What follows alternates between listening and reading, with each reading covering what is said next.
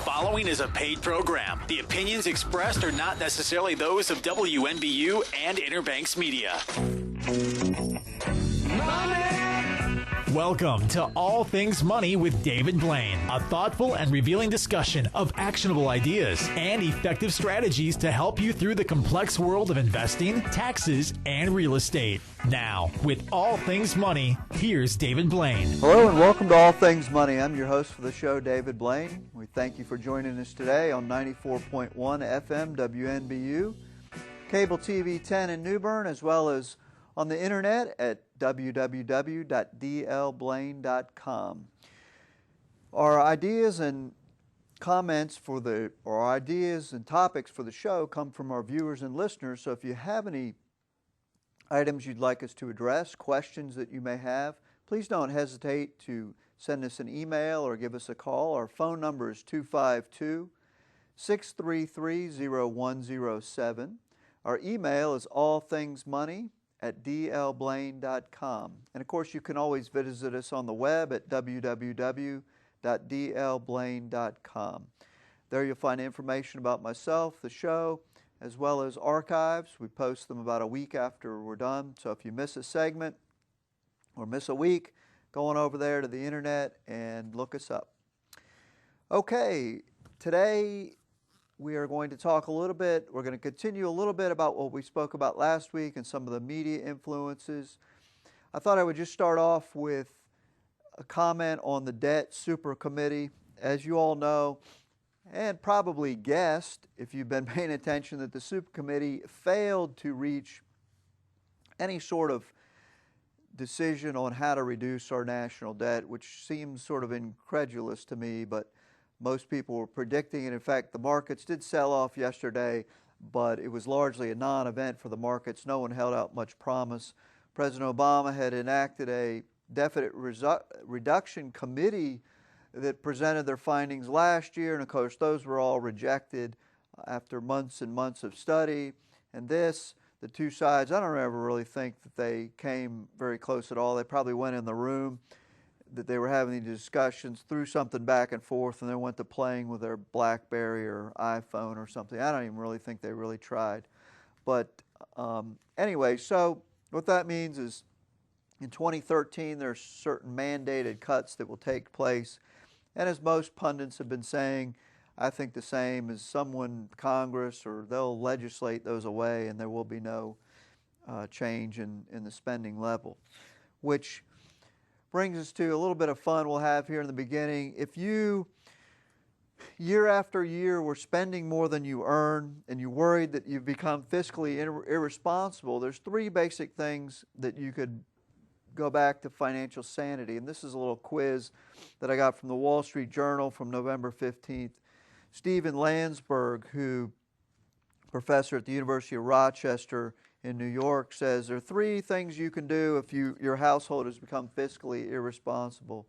Number one, spend less. Good answer. Number two, earn more. Or C, stop at the ATM more often so you'll have more cash in your pocket. I thought that was a great multiple choice question. If you're having problems financially, spend less, earn more, or stop at the ATM more often so you have more cash in your pocket. Same thing goes with the government. If you spend more than you collect in taxes every year, you can spend less or you can collect more tax revenue. Now, the problem with the government collecting more tax revenue is that it's, in a sense, almost like stopping at the ATM and collecting more cash, because the tax revenue comes from the citizens and whatever savings they have. Now, I realize there's this great debate about, the top 1%. I was reading yesterday. Now it's not necessarily the top 1%. It's the top 1/10 of 1%, or about 300 to 400 people in America. I think they said that these 300 to 400 people make 50-60% of all the capital gains in America. So now maybe it's not the top 1% that are evil, but just the 0.01% that are evil. But whatever the case, whenever you remove money from society through taxation, you're not actually doing anything other than moving that money around. And when you have an individual who can go out and earn more money and do something productive for his household, earning more is certainly a valid option. For the government, they just have to realize that spending less is the main answer. If you raise taxes on people, all you're doing is taking it away from their savings or taking it away from something else that they would have spent it on. And so if someone is getting away with paying no tax or things like that, I'm all for closing loopholes. I think everyone should pay, their fair share of tax. My definition of fair share may be a little bit different than someone that pays nothing and thinks that's fair. But I do believe that any outright loopholes that allow a few individuals or a few companies, that needs to be done away with. We need to have a more flat tax type system would certainly help. But I think what you find is most people are opposed to tax hikes simply because the money is just going to be wasted. I think that a lot of people, if money was going to be spent for something useful, that they would spend it. But it's the majority of it is wasted, and so the reduction in spending is the big answer. But I thought that was a pretty good analogy as to if you need more money, just go to the ATM, and that's what they're doing by going to the Treasury and just printing more money.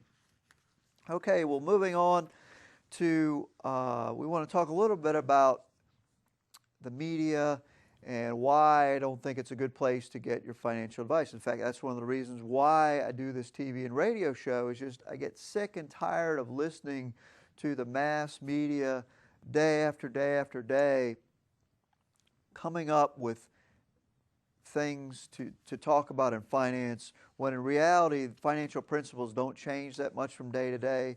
The financial news is not that interesting from day to day, and there should be no reason at all for things such as CNBC and the like. We talked a lot about this last week. Today I thought I would bring a concrete example to you. I have two press releases in front of me, one from the Associated Press. These are both from November the 14th, one from the Associated Press and one from Reuters. These were in response to Lowe's, the home improvement warehouse. They announced their third quarter earnings statement came out on November the 14th. And the AP reporter and the Reuters reporter, they both wrote articles on it. And we'll go into this in more detail, but the headlines from AP is Lowe's third quarter profit sinks 44% on charges. Well, that sounds pretty bad. You go over here to Reuters headline, Lowe's profit tops estimate, raises sales forecast. These are two reports from the exact same earnings release. You listen to the AP, it sounds like the world's coming to an end. You listen to Reuters, and everything is rosy. We're coming up on a break here. We'll talk a little bit more about this when we come back, as well as some other interesting topics. So for All Things Money, I'm David Blain.